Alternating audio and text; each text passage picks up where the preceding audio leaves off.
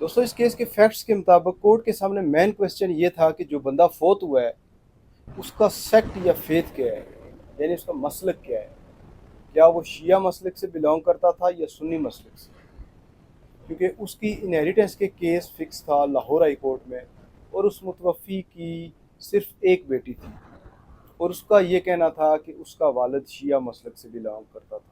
इस पर honourable Lahore high court ने ये होल्ड किया, बर्रे सगीर में किसी शख्स के हवाले से अगर कोई सबूत ना हो कि वो किस मसलक से बिलोंग करता है तो फिर ये प्रिज्यूम कर लिया जाएगा कि वो सुन्नी मसलक से बिलोंग करता है, क्योंकि कोई ऐसा क्राइटेरिया नहीं है, कोई स्ट्रिक्ट ऐसा रूल नहीं है कि जिससे ये डिटरमिन किया जा सके कि इस शख्स का मसलक कौन सा हो।